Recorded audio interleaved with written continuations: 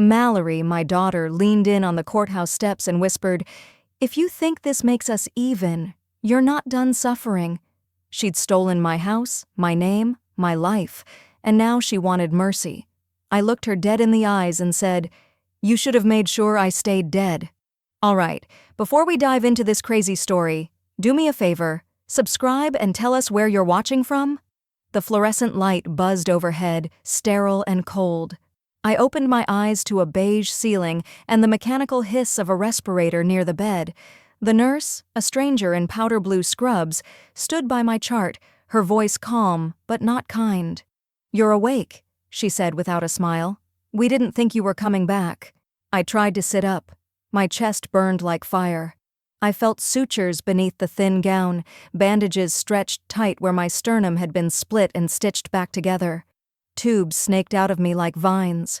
My mouth tasted of metal and cotton. Something was wrong, not just in my body, but in the room. "Where's my bag?" I rasped. "My purse, my rings." The nurse didn't look up from her clipboard.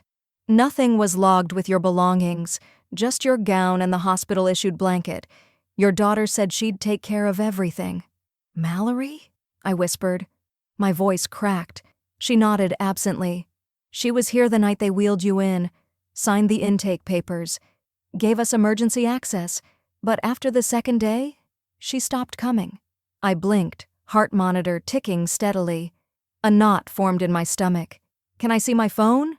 After a long pause, the nurse pulled open a drawer and produced a gray hospital bin. Inside was my phone, familiar in shape, but foreign. I powered it on. The wallpaper was gone. Contacts erased. The last call was to voicemail, but the call log had been wiped. Everything was reset, like I'd never existed in it at all. "Why would someone reset my phone?" I asked. "They said it was acting funny," the nurse offered, shrugging. "We were told to box everything. No forwarding address was given." "By who?" Her silence answered that. I tapped into the voicemail with trembling fingers. Static hissed, then a soft tone. "Hey, Mom. Hope you're resting. We figured you might not make it through recovery. Just wanted to let you know. We're staying in the house. You always said you wanted us to feel at home. So, we did. Sleep tight."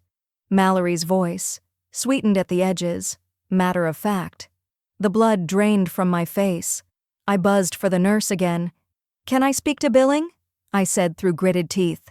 She looked surprised. "Now?" "Yes, now." At the reception desk, a tired young woman flipped through her screen as I sat in a wheelchair, heart pounding harder than it should. She clicked, scrolled, squinted. "There's an issue with your payment," she said. "Your card declined.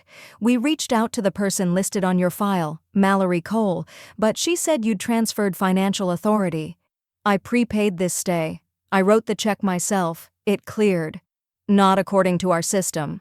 A stop payment was issued 3 days ago. Your insurance is also inactive." I felt like I was watching someone else's nightmare. I had full coverage. I had my Medicare supplement. I had long-term care insurance. "This isn't right." She raised her hands, uncomfortable. "I can't speak to what happened, ma'am. All I can say is, this account is open and it's past due." The next morning, I demanded to see the head nurse. My memory was still fogged, but the rage gave me clarity. When the lead nurse came in, she offered sympathy with clinical distance. "It happens more often than you'd think," she said. "Families get scared. They make decisions. Sometimes they assume the worst. But I was never declared unresponsive. I was out for 48 hours after surgery. That doesn't make me dead." She said nothing. I looked down at my hands, pale, thin, still bruised at the IV sites. No wedding ring, no retirement gift bracelet, not even the locket my late husband gave me, which I never removed. All gone. They hadn't thought I'd come back, so they took everything. Later that evening, in the hospital's patient library, I borrowed a laptop. My login for the mortgage account failed, so did the utilities. My email password had been changed. I clicked through backup email notifications, and that's when I saw it. One message left unread, marked urgent, sent from my financial institution 4 days ago.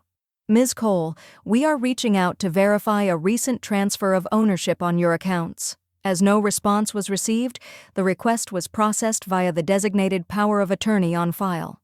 Please call us immediately if this was unauthorized. My vision blurred. The heat in my chest wasn't from the surgery anymore. I clicked into the next unread voicemail, Mallory again.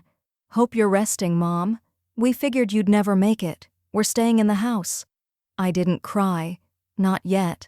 I just stared at the screen and thought, then neither will I. The taxi slowed in front of my house, just past dusk, when the ocean's breeze swept the street with that soft, salty ache I used to breathe like prayer. But something was off. The porch light used to be a soft amber glow. Now it was icy white, too bright, spotlighting a new brass welcome mat I'd never seen in my life. I stepped out slowly, each breath a cautious wince. My chest still ached, but not as much as the hollow buzzing behind my ribs. I reached into my purse and pulled out my house key, silver with a pink heart sticker Mallory had put on it when she was 10. It didn't fit. I tried again, jiggled the lock. Nothing. A dog barked inside. I hadn't owned a dog since 2006. Then footsteps. Fast, thumping down the hallway. The door creaked open. A boy, maybe 15. Board shorts, tousled blonde hair. Can I help you? I stared at him. Excuse me? He tilted his head. You're Mallory's mom, right? I said nothing. My lungs couldn't expand. She said you were in, like, a home or something. This is her place now. The door creaked open wider. My wallpaper was gone. The coastal blue had been painted over with trendy greige. Where my antique mirror once hung, a neon "Good Vibes Only" sign buzzed lowly in pink cursive. I felt the edge of the world crumble. Mallory, the boy called. Your mom's here? Moments later, Mallory glided into view. Silk robe, fresh blowout, champagne flute in hand. She looked like she hadn't worried a day in her life. Her smile was tight, performative. Mother, you really shouldn't be out of bed yet. That was unexpected. I couldn't find words. I looked past her, into the home I had built with every after-tax paycheck. The cherrywood coffee table was gone. My quilts, my plants, stripped, replaced by white leather furniture and art prints of phrases like live, laugh, love. What are you doing here? I asked, each syllable stiff. Brian appeared behind her, all smug confidence and Patagonia casual. Vivian, hey, you gave us quite the scare. I want to know what's going on. Mallory glanced at Brian, then back at me with faux sympathy. You weren't supposed to come home. You needed round-the-clock care. We thought a facility would be best. What facility? She waved a hand, dismissive. You said it yourself. How tiring the stairs were getting, that you might look into assisted living eventually. We just expedited it. Without speaking to me? Brian stepped forward. It was easier. You were in recovery. We didn't want to stress you. You moved into my home. Mallory's tone shifted, frost creeping in. We didn't move in. We transferred. The lawyer filed the property reassignment weeks ago. You don't remember? I staggered back a step, blinking. I never signed anything. You granted me power of attorney, she said, sweet as syrup. Temporary, yes, but broad. You were unconscious. There were decisions to make. I laughed, but it came out like a choke. I prepaid my hospital, my accounts were being mismanaged, Brian cut in. Mallory just streamlined things. Streamlined. My voice was low now. You mean emptied. Neither of them flinched. Mallory reached into a side drawer and pulled out a plain white envelope. She walked it to me like a hostess handing off a party favor. We wanted you to have something to land on, she said. This is your remainder. After the sale, bills, everything. You'll be comfortable for a while. My fingers trembled as I opened it. A cashier's check, $4,200. I stared at the number like it was a punchline. $4,200. After 40 years of saving, after co-signing Mallory's student loans, after paying off her wedding, her first car, after giving her my emergency fund when she and Brian hit a rough patch. This is theft. No, Mallory said, voice tight. It's transition, Brian added. It's legal. Every move had paperwork. We made sure of it. I stepped back onto the porch. The light flickered once, harsh and glaring. My shadow loomed across the walkway, larger than I felt. "I'm not staying in a motel," I whispered. "That's fine," Mallory said, already turning back into the house. "You don't live here anymore." As the door closed, the paper still clutched in my hand, I heard Brian's voice through the crack. "She'll fade out, babe. People like her always do." I sat cross-legged on the edge of the motel bed, my laptop balanced on my knees, the sterile scent of bleach clinging to the polyester comforter. I typed in my Chase login, email, password, and hit submit. Account not found. I tried again, slower, double-checked every character, nothing. I reached for my phone, which still felt foreign in my palm since the factory reset. Every app was gone, the cloud backups, wiped. It took me 10 minutes to remember my Apple ID, and when I finally logged in, all my saved notes, my calendar, my reminders, vanished. I opened the browser and typed in PG&E Next, the utility login for my home of 32 years. Username does not exist one after another. I tried everything. My Fidelity investment portal, my Blue Shield insurance account, even the neighborhood HOA board I used to run. All locked, all gone. They hadn't just taken my house, they'd scrubbed my digital fingerprint clean. I was floating, disconnected from my own life, like a ghost haunting a place I used to own. I pulled on a cardigan and walked stiffly to the motel lobby's vending area, where a landline sat next to a dusty brochure rack. I dialed the hospital billing department, heart pounding. A receptionist answered, "Chipper." "Good morning, Santa Cruz General Billing Department. This is Vivian Cole. I'm calling about my prepayment for my cardiac procedure." I was in room 312A. Long pause. Clicks on a keyboard. "I'm sorry, ma'am. There's no active file showing prepayment. Your insurance didn't process, and the out-of-pocket balance is still outstanding." "That's impossible," I said quietly. "I wired the money myself, 2 days before I was admitted." "Perhaps your financial proxy canceled it," she offered. "There's a note that your daughter made changes to your file while you were in recovery." I hung up before the tears reached my throat. Proxy. That was the word they used. Not thief, not saboteur. I needed answers. Real ones. So I reached out to someone I hadn't spoken to in 5 years. Alan Braith, my former financial advisor from Lockwood and Flynn. He'd helped me set up the living trust, the medical directives, everything. He was one of the few people who knew how carefully I'd built my safety net. "Vivian," he said cautiously when he picked up, "are you okay?" "No," I said, "but I'm getting there. I need to know who accessed my accounts." There was a long silence. "I was under the impression you'd been moved into long-term care," he said finally. "Mallory said you were no longer of sound capacity and invoked power of attorney." She lied. He exhaled sharply. "Then you should see what she's done." He emailed me a single zip file, activity logs, transfer confirmations, and a spreadsheet dated the day after my surgery. There it was, my name, my account numbers, transfers to her and Brian's shared checking, wire instructions to a brokerage firm I'd never heard of, dozens of small, legal-looking actions that added up to something monstrous. The final page was labeled Property Transfer Authorization. It had my name in bold at the top, and a signature that wasn't mine.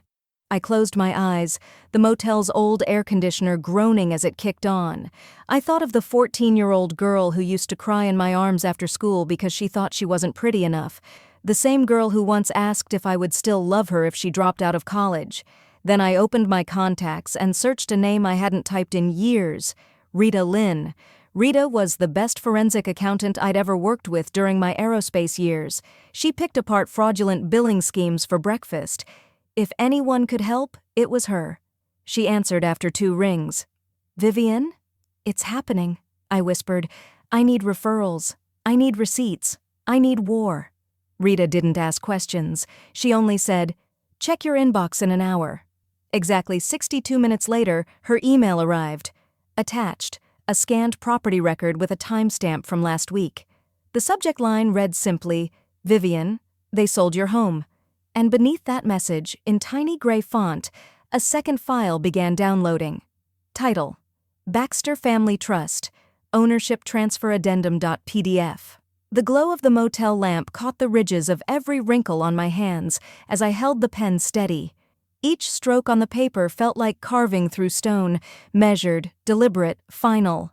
Item 1, Formula and Diapers, 1986 to 1988, $3,672. Item 2, Pediatrician Copays and Prescriptions, $9,140. Item 3, Private School Tuition, grades 1 through 6, paid in full, $42,000. I didn't stop. Couldn't. My pen scratched across the yellow legal pad like a scalpel, cutting open memories I hadn't visited in decades. The night she came down with a fever so high, I drove through a rainstorm at 3 a.m. in a robe and slippers, praying she wouldn't seize before we reached the ER. The unpaid time off when she broke her leg at camp, and I sat beside her for 3 weeks, spoon-feeding her oatmeal and antibiotics. Item 12, Emergency Room Visits, 7 documented, $5,800. Item 13, University of San Diego, full tuition, books, housing, $96,500. Item 14, Forgiven Loans, postgrad, $21,000. I didn't even adjust for the emotional labor, just the quantifiables, raw numbers, all pulled from a box of labeled folders I'd kept in storage, receipts, tuition statements, cashier's checks, and donation letters I'd written in her name to preserve her dignity when she couldn't make rent. I flipped to a new page and added 3% interest, compounded annually. By the time I was done, the number at the bottom wasn't just shocking, it was forensic. $482,713.78. I scrolled to the top of the typed document, on my laptop, and wrote the title in bold, Final Invoice, for services rendered, 28 years of care, payable upon sole retrieval. I printed 5 copies at the motel's shared printer, each page sliding out with a quiet hiss. The paper was cheap, the ink already smudging at the corners, but I bound them in a black vinyl folder with a clear cover. When I zipped it into my purse, something inside me settled. Not healed, not yet, but steadied, like the click of a lock sliding into place. That afternoon, I called Rita. "I've got something," I said. "You sound different. I'm done mourning the daughter I used to have." She didn't respond for a beat. Then, "That's the right time to make a call like this. You ready for a lawyer?" "Yes." She sent me a name that came with a sentence attached. Tasha Monroe doesn't lose, and she especially doesn't lose to family that confuses inheritance with entitlement. I drove an hour north to meet her in a sleek office with floor-to-ceiling windows overlooking the coastal bluffs of Half Moon Bay. Her handshake was firm, her nails were navy, and her smile didn't reach her eyes. Tasha didn't waste time. She opened the folder, scanned the line items like she'd been trained for war, and when she reached the final page, she leaned back. "This isn't just compelling," she said. "It's evidentiary gold." I stayed silent. She looked up. "You know that you can press criminal charges, right?" What they did, power of attorney abuse, forgery, unauthorized transfers, it's not just morally repugnant, it's felony-level exploitation under California's Elder Protection Code. I swallowed. "I wanted to raise a daughter, not press charges." Tasha nodded. "Then it's a good thing you raised a ledger instead, because this—" She tapped the cover. "This is going to be Exhibit A." A gust of wind pushed against the office windows. Somewhere below, a wave crashed, too distant to hear but close enough to feel in the bones. I met her eyes. "What do I do now?" She smiled for real that time, sharp and sure. "Now?" she said. "Now we start taking it all back." Tasha didn't speak as she swiveled her monitor around to face me, but her mouth was tight, a thin seam that telegraphed everything I needed to brace for. The screen showed a trust ledger. My name was at the top. The dates matched the years I'd spent working overtime, quietly funneling bonuses and dividends into a living trust meant to one day fund college, weddings, maybe even a down payment for a future grandchild's first home. And yet, the disbursement line read, $300,000, wire transfer, Baxter Properties LLC, $292,000, luxury condominium purchase, 4th Street, San Francisco. Signatory, Vivian M. Cole, E-signature verified. I never signed that, I whispered. Tasha nodded grimly. I know. The room tilted. My hand went cold around the glass of water I hadn't touched. She forged my digital signature, I said, the words scraping their way out. Yes, using an outdated DocuSign link from an email thread you had with your former bank rep. She clicked open the metadata. It was accessed from Mallory's IP address. Brian notarized it with his online registration from his LLC, which is legally, let's call it shaky. I didn't cry. Not right away. I stared at the gleaming photos of the condo she'd bought. Ocean views. A chrome-finished kitchen, marble counters, all tastefully curated in grays and whites, the kind of home she used to say was too sterile for a real family. This was supposed to be for her children, I finally said, not for her Instagram. Tasha leaned forward, her voice soft but steely. We can recover this. I've already filed a fraud complaint, and I'm drafting a civil suit as we speak. I nodded, but the lump in my throat wouldn't go down. Will it help? It'll do more than help. It'll expose her, which, by the looks of it, is the only language she understands. That night, I sat in the motel bathtub, fully clothed. I wasn't crying. I was inventorying. Every lunch skipped. Every raise diverted. Every Christmas bonus I never spent. It had all been love made liquid. And she drank every drop, then claimed she was thirsty. The next day, I returned to Tasha's office with my revised will. I want it all redirected, I said. Every remaining asset, every savings account, the life insurance, transfer it to a private charitable foundation. Name it Left Behind, Not Powerless. Tasha's eyebrows arched slightly. You're cutting her out completely? She cut first. We signed the amendment. With each pen stroke, I felt something uncurl in my chest, a breath I hadn't realized I'd been holding since the ICU. And then, as Tasha prepared to close the file, she paused. There's one more thing, she said, something I dug up while pulling the trust filings. You're not going to like it. She slid a report across the desk. A psychological evaluation. Vivian Cole, age 68. Recommendation: mentally incompetent for financial self-management. I stared at the header, frozen. I never did this eval. You didn't, she confirmed. It was conducted by a third-party evaluator in Monterey County, signed off remotely using medical history pulled from your hospital stay. Mallory submitted it to the court 10 days after your surgery. She was trying to own me on paper, I murmured. She did, until the court quietly approved it. That's how she got full POA reinstated before you woke up. She was laying legal groundwork for permanent conservatorship. I sank into the leather chair. My name was printed on so many lines in so many fonts, and none of them had ever been written by me. Tasha looked at me, not gently, but with respect. You still want to go forward? I want to go forward like she never expected I could. Later that night, my burner phone buzzed. A new text, no name attached, back off, or we'll have you committed for real next time. I stared at the message, my pulse calm. Then I hit forward and sent it straight to Tasha. Let's give them one hell of a reason to try. Tasha called it a gentle weapon. That's how power of attorney laws work when misused. They're supposed to safeguard you in emergencies, she'd said, pushing a thick folder across the table. But in practice, they're a loaded gun in the wrong hands. She didn't have to finish the sentence. I knew whose hands she meant. I packed my things that night and left the motel I'd been hiding in. Checked into a long-stay lodge off Pacific Avenue under the name Anne V. Charles, a silent nod to my mother and the man I loved. It felt petty, maybe even cowardly, but it was safer than sleeping 10 miles away from a woman who'd already sold my life once like it was a used sofa. The first morning, I sat on the thin mattress and started recording. My voice was dry.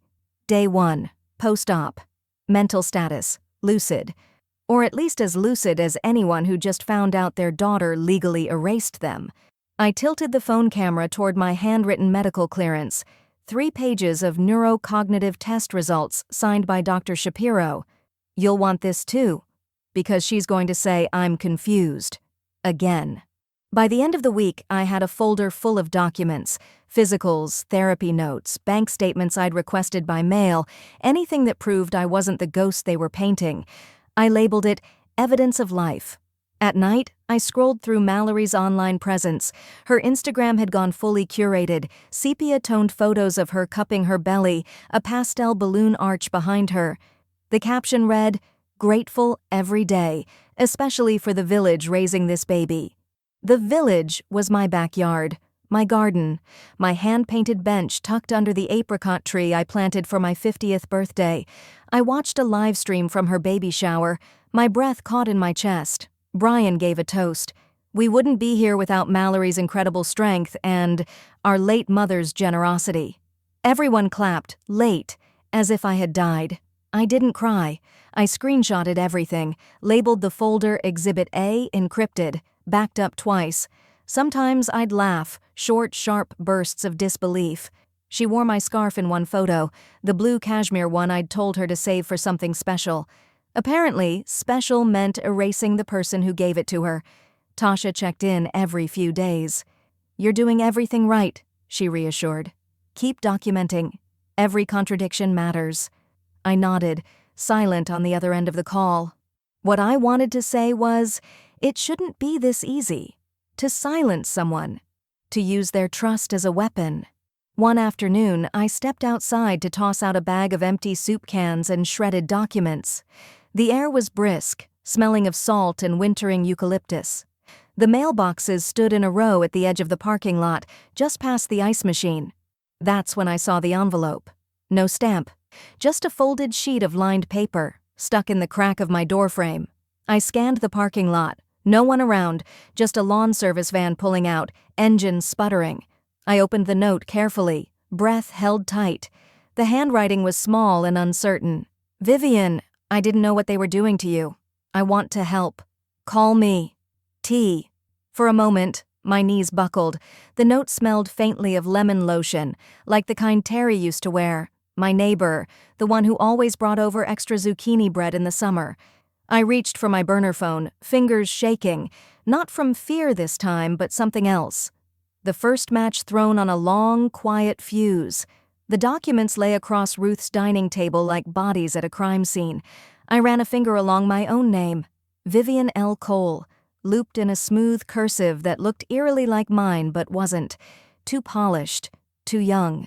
"I taught her that signature," I murmured, my throat tight. "She used it to steal the house I raised her in." Ruth didn't say much at first. She pushed her glasses up her nose and hovered over each seal, inspecting dates, ink density, even the font spacing like a bloodhound. Her dining room smelled of lemon oil and age, polished wood, justice about to be served. "This one's the problem," she said, tapping a particular notarized deed. "That's a forged notary stamp. County format changed 2 years ago. They used an old seal. Plus, the notary's commission ID number belongs to a dead woman. Died in 2019, I sat back. So, Mallory and Brian faked the paperwork?" Ruth nodded once, jaw clenched. "They faked you, Vivian. They built a lie around your name. That's identity fraud, property fraud, and a forged instrument. You're looking at jail time for them if it holds." I blinked hard, willing my composure to stay. My hands trembled anyway. Not from fear, rage, tightly controlled. Ruth handed me a manila folder. I pulled registry records. The fake notary was listed on a mobile notarization site, but the account links back to a business address. She let the sentence trail off. I finished it for her. "Brian's LLC?" It felt like swallowing ice. Clean, sharp betrayal lodged in the center of my chest. Within hours, I was on the phone with Tasha. Her voice was calm steel. "We'll file complaints with the county recorder's office, the state notary commission, and the Department of Consumer Affairs," she said. "I'll draft formal fraud allegations. These people are about to meet real paperwork." And just like that, the tide turned. By the next morning, cease and desist letters were quietly delivered. Not from them this time, but to them. One for Brian's brokerage firm, one for Mallory's real estate license, one directly to the escrow agent who had processed the sale. Mallory's world began to tremble. Subtle at first, she stopped posting her curated brunches and sunset photos online. The baby shower live streams vanished. A real estate forum tagged her license as under review. Her lawyer, suddenly defensive, issued a bland press release. The parties are working toward a resolution in good faith. But I wasn't after faith, I was after facts, and I had them now. That night, Ruth and I drank chamomile tea in silence. Her house was dim except for the amber glow of a single lamp. I stared at the forged signature again. She was 5 when I taught her to write her name, I whispered. She had trouble with the R, always reversed it like a toy store logo. Ruth looked at me, eyes soft but unwavering. Vivian, she's not 5 anymore. She's a grown woman who chose theft over truth. Whatever happens next, you didn't cause it. I nodded. But the grief of losing a daughter you're still alive to see? It doesn't nod back. It just sits inside your chest, cold and still. Just as I stood to leave, my phone buzzed. Tasha's voice on the line was clipped. Urgent. Get ready. Their attorneys just filed an emergency petition for full conservatorship. Hearing's been granted in 72 hours. I didn't sit down. I didn't cry. I just said, then I guess it's time to dress for war. The courthouse smelled like old paper and fresh disappointment. You could taste it, like air pressed flat against glass. I wore navy, no frills, no jewelry. Just clean lines, a high collar, and my mother's brooch pinned near my collarbone like armor. The outfit didn't scream strength, but it whispered something sturdier than grief. Tasha and I walked through the metal detectors without speaking. Her heels clicked with purpose. Mine shuffled slightly, still recovering from surgery. But my voice? That was sharper than it had been in months. Courtroom 4B was smaller than I expected. Mallory sat already inside, blonde waves perfectly curled, hands folded demurely in her lap. She looked like she was auditioning for a role she thought she'd already won. Brian leaned close to her, whispering something. When she glanced up and saw me, the edge of her mouth twitched, somewhere between pity and condescension. I'd seen that look before, at graduations, at job interviews. Mallory knew how to perform, and she was good. But I wasn't here to outact her. The hearing began with a list of exhibits submitted by Mallory's counsel, hospital charts, vague doctor's notes from the week of my surgery, and, what they claimed, was a psychiatric evaluation signed by a clinician I'd never met. My eyebrows lifted slightly. Tasha didn't blink. When her turn came, she stood and unzipped the accordion folder we'd assembled like a weapon cache. Out came letters from my primary care physician, dated and signed, neurocognitive assessments showing above-average executive function, therapist notes, and a USB stick. Exhibit F, Tasha said, holding it up, a series of video logs recorded daily during Ms. Cole's recovery, time-stamped, location verified. The bailiff handed it off. A screen flickered on. There I was, hair matted from the hospital pillow, speaking into the camera with clarity and heartbreak. Today they told me I signed something. I didn't. I don't remember anything after anesthesia, but I remember my daughter's silence. The courtroom air shifted. Mallory leaned forward, visibly agitated. The judge, a woman in her 60s with the unblinking calm of someone who'd seen every family fall apart, lowered her glasses and addressed their side. Why was Ms. Cole's home sold while she was still unconscious in post-operative care? Brian opened his mouth, closed it. Mallory tried. We assumed long-term care was what she wanted. She always said she never wanted to be a burden. Tasha stood. Wanting not to burden someone doesn't equal legal permission to strip them of autonomy and assets. The judge's pen tapped the desk twice. Then silence. Her eyes cut toward Mallory. Pending full review of these claims, I'm placing a temporary injunction on all access to Ms. Cole's financial accounts, trust activity, or property holdings, effective immediately. A pause. Any violation will result in contempt. Mallory's mouth opened, then shut again. Her eyes found me. I didn't flinch. I didn't nod. I didn't even breathe loud enough to be heard. That's how you survive daughters who know how to spin stories. You become the kind of silence that can't be rewritten. When the gavel struck wood, it didn't sound like justice. It sounded like a beginning. We exited through the side corridor. Tasha's voice was quiet beside me. That was just round 1, but we're gaining ground. Outside, the air was salt damp and wind-bitten, the sky a deep gray. The press hadn't shown up, thankfully, but a few observers stood nearby, murmuring. A woman my age gave me a look of quiet encouragement as we passed, but it didn't last. Mallory caught up with me on the courthouse steps. She was alone now, Brian hanging back. Her face was pale, lips pulled tight like she was trying not to scream. She leaned in just enough for her voice to cut between my ribs. "If you think this makes us even," she whispered, "you're not done suffering." I tilted my head. "You're right." Then I stepped around her like she was fog and walked into the storm, ready. That evening, I sat in front of my phone camera in the motel's beige kitchenette and spoke like an accountant reading a ledger. Because that's what it was, the cost of being erased. "Hello, my name is Vivian Cole. I'm 68 years old, and my daughter emptied my life while I was under anesthesia." The ring light flickered slightly. I adjusted it once, leaned forward. On the table in front of me were documents, timestamps, bank records, my hospital bracelet, and the pink folder labeled Exhibit A. I woke up after heart surgery in room 312. My jewelry was missing. My belongings gone. My phone reset. My daughter had checked me in. She never checked back. I paused.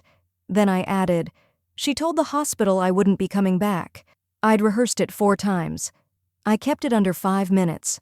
Simple framing, no dramatic music, no filters, just facts, dates, receipts.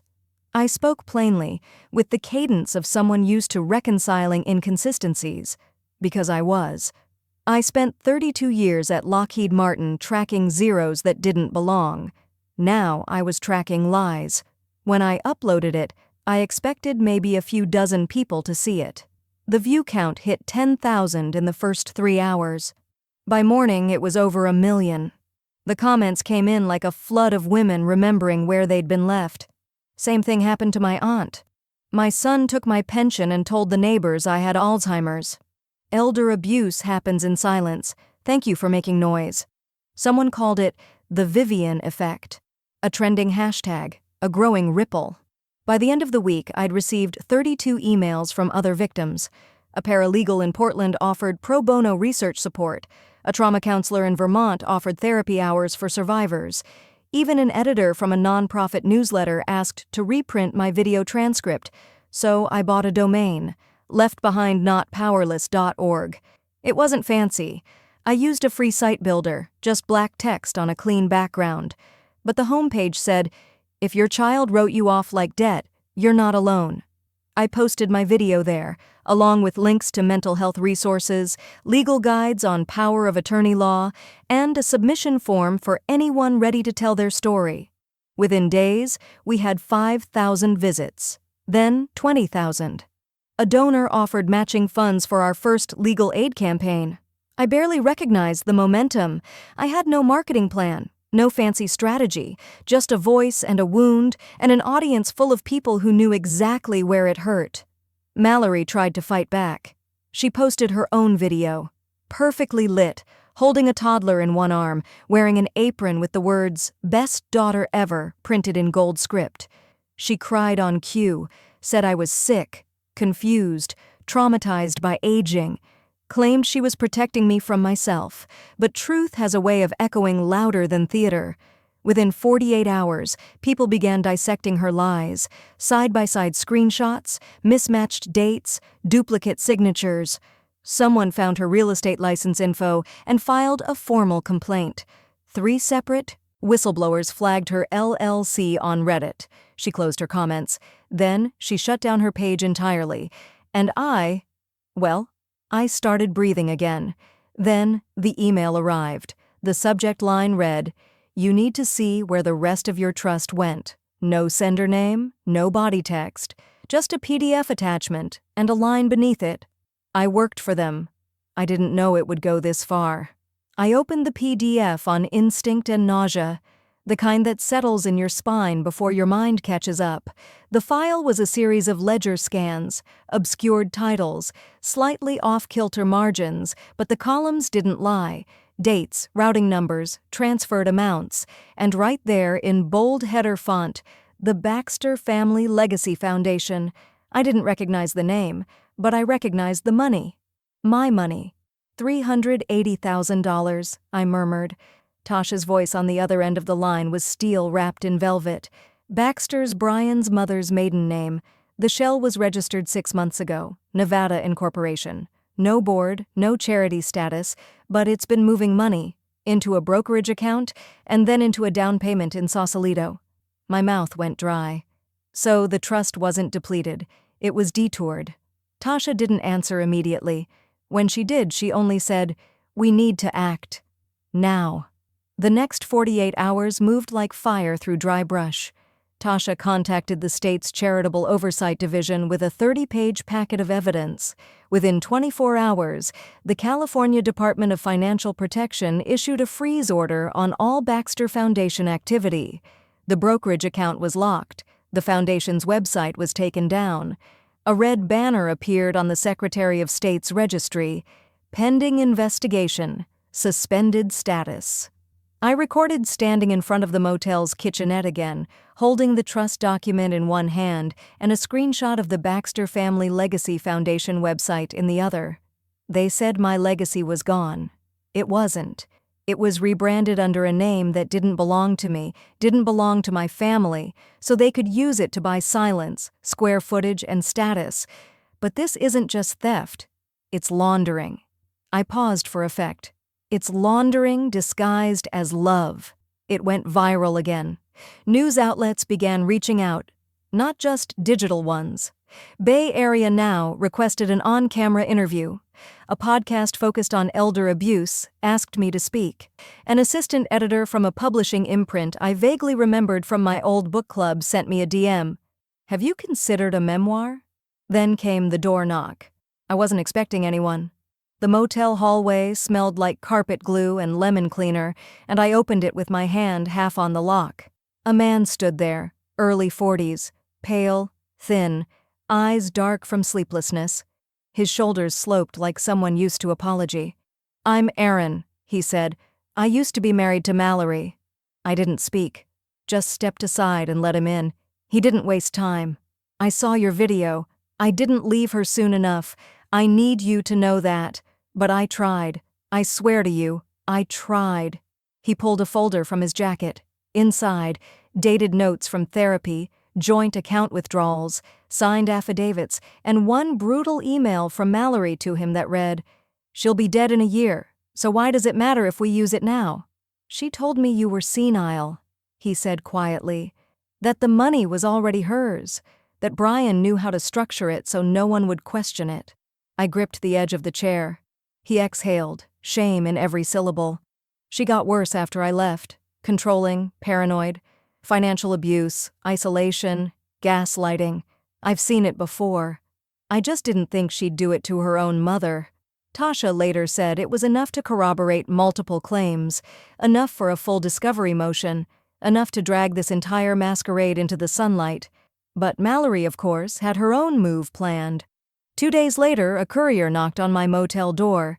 He handed me a cream envelope, heavy with embossed court print. I slid it open with the corner of my room key.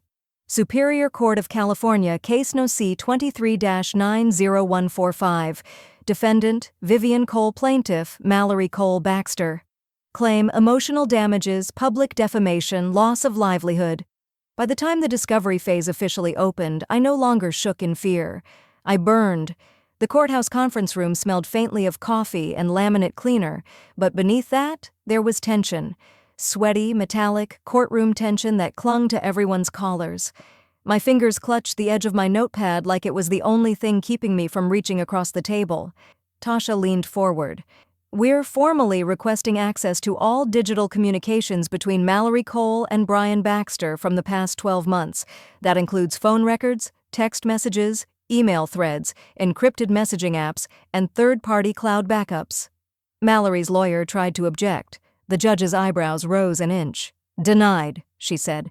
"Full discovery means full discovery. The following week came like a tidal wave. Email printouts, Dropbox folders, Slack screenshots, Signal threads, hundreds of pages. Tasha's paralegal flagged one video attachment with a yellow post-it. Timestamp, day of heart surgery. I watched the clip in her office. Brian, holding a glass of wine, laughed into the camera. "She's got a foot in the grave and a full portfolio. She'll be too dead to care where it goes." In the background, Mallory's voice muttered, "Don't jinx it." My jaw didn't clench. I expected rot. But Tasha, who had heard everything by now, looked stunned. "This is egregious," she muttered. "We'll enter it with the financial records and the hospital timeline." I gave her a nod. "Let them see it. All of it."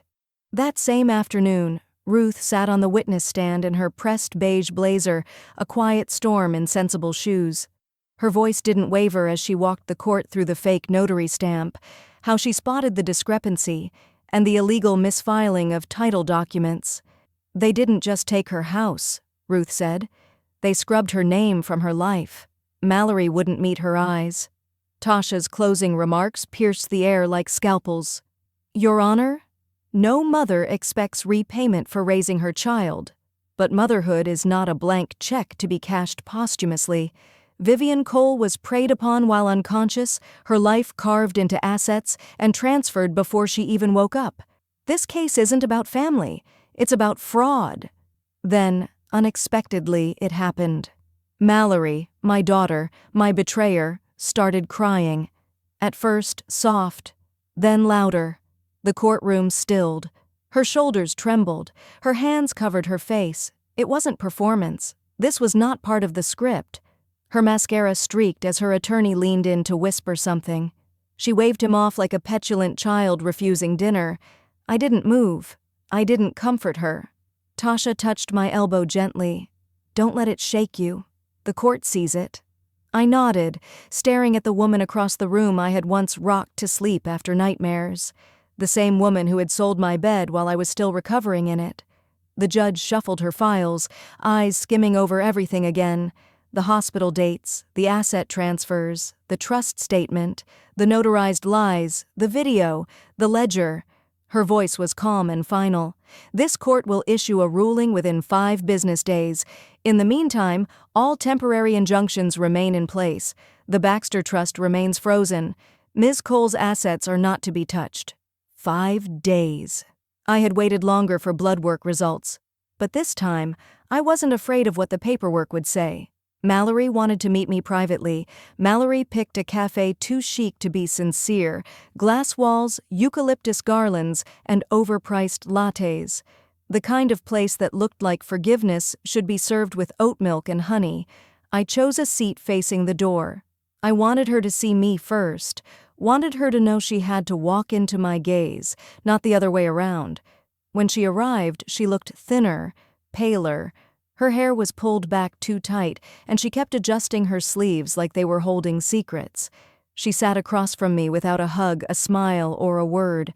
Just tears, immediate, sharp, and practiced. "I didn't know it would go this far," she whispered, wrapping her arms around herself like she needed comfort I wasn't going to offer. I stirred my tea slowly, the silver spoon clinking against porcelain. "That," I said, "was the problem." She flinched. "Brian said it was just temporary help, to hold things until you recovered. You didn't think I'd live." My voice was low, steady. "Let's not pretend this was sloppy paperwork." Mallory's eyes flicked away. "He convinced me you'd be better off not dealing with money or stress. The doctors said—" "I never met that doctor." I leaned forward, dropping my voice, "because I was unconscious when you had me declared mentally incompetent." She pressed a napkin to her face, now visibly unraveling. I panicked. It started small. Bills, insurance stuff, then the house. I didn't know how to stop it once it started. I could smell her perfume. Lavender and guilt. "I raised you to ask for help. You learned instead to steal it," I said quietly. "And when you got caught, you cried." She reached across the table, her fingers trembling. "Please, just tell the judge we're resolving this privately. I don't want it to end this way." I stood, slowly and deliberately. "You don't get to choose how it ends. You already chose that when you signed my name and walked away." Mallory didn't follow me out. She just stared at her empty cup, shoulders hunched like the ceiling had lowered just for her. Back in the quiet of my rental unit, I made myself a grilled cheese, sharp cheddar, sourdough, buttered both sides. I let the pan sizzle longer than usual, filling the space with something warm and real. Then I logged into Charles Schwab. The new trust glowed back at me. Like a heartbeat, safe, untouched, mine. Then I opened the dashboard for Left Behind, Not Powerless. 50,000 subscribers. Messages poured in hourly. Thank yous, stories, pleas for legal help. We were building something that wasn't just about me anymore. Ruth texted a smiley face and the words, "Tomorrow's the day. Sleep early." I turned off my phone and tucked the charger into its drawer. The apartment had gone still, and for once, I didn't dread the silence. It was clean. It belonged to me. A knock broke the peace, sharp, urgent. When I opened the door, no one was there. Just a padded envelope on the floor. Certified. From the Superior Court of California. I peeled the flap slowly, breath catching somewhere between fear and fury. The final verdict? The courtroom felt like a stage without curtains. No place to hide, no lines left to memorize, just verdict and aftermath. The judge's gaze was heavy but not unkind as she shuffled papers. I could hear each crisp edge whisper as the final ruling was prepared. My fingers tightened around the bench, knuckles white, heart steady for once. "Vivian Cole," she said, voice calm and cutting through the air like a gavel before it dropped. "This court finds in your favor on all counts." A wave passed through the gallery, barely audible but electric. I didn't smile. I didn't cry. I breathed. A clean, uncluttered breath I hadn't taken since the day I woke up in that stripped hospital room.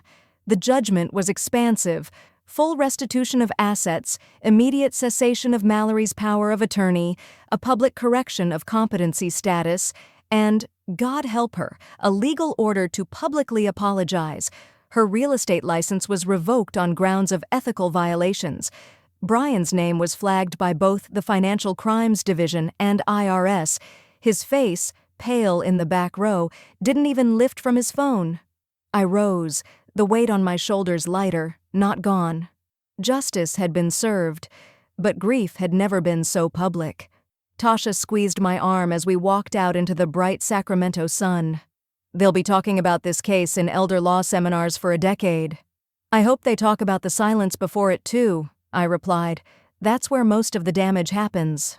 The media came fast. Calls, texts, emails. 60 Minutes, Dateline.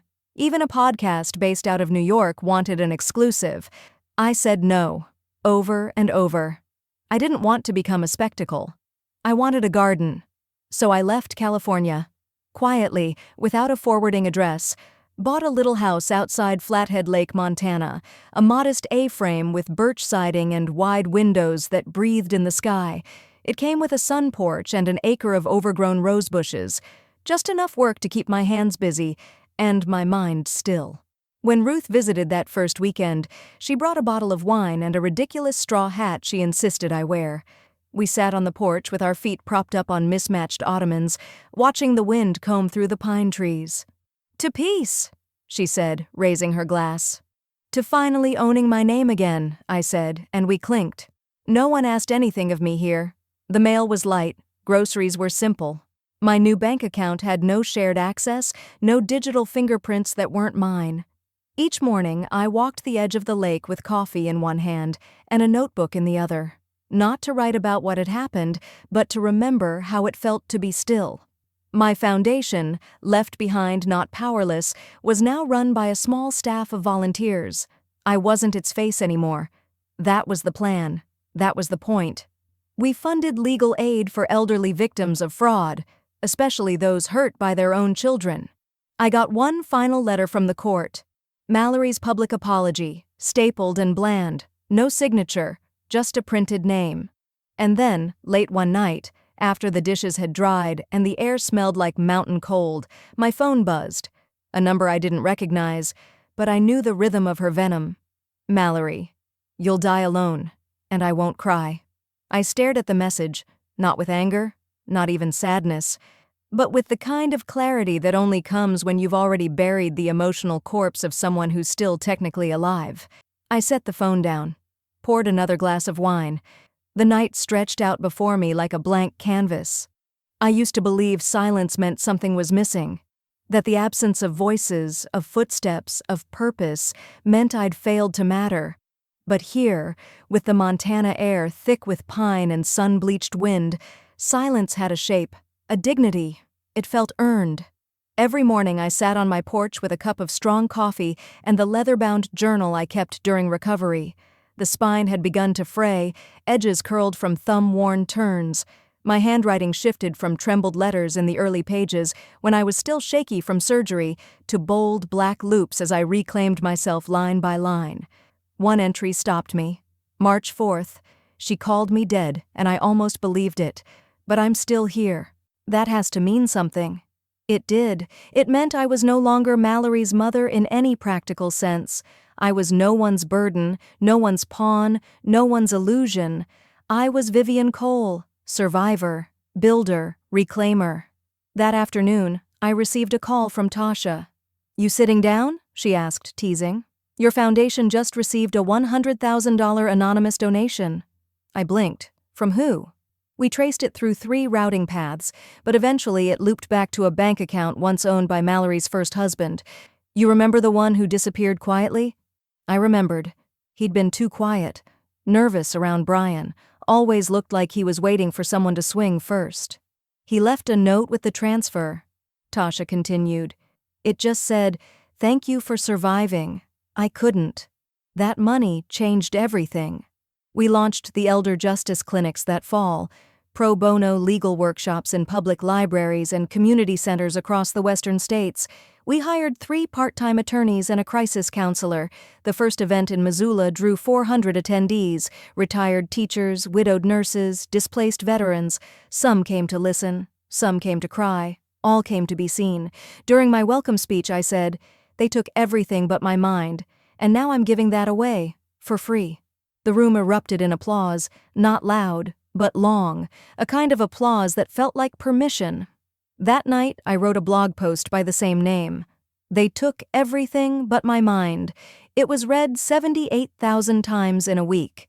Back in Montana, I cleaned off the porch and added 5 white rocking chairs I found at a salvage yard, painted them sage green, stenciled words beneath each seat: hope, story, shelter, anger, begin. It wasn't a grand gesture, just a quiet one. My invitation to those still coming out of their own paper cages. One afternoon, the sky a watercolor of dusk oranges and bruised blues, I sat with a blanket over my knees, rereading old newspaper clippings about the case. Not to punish myself, but to remind myself what it cost to forget my own worth. A gravel crunch echoed from the long driveway. I looked up, expecting Ruth or the mail truck. Instead, a girl, maybe 16, stood near the steps, skinny as a reed, hoodie sleeves tugged over her fists. Her eyes were wide but not afraid.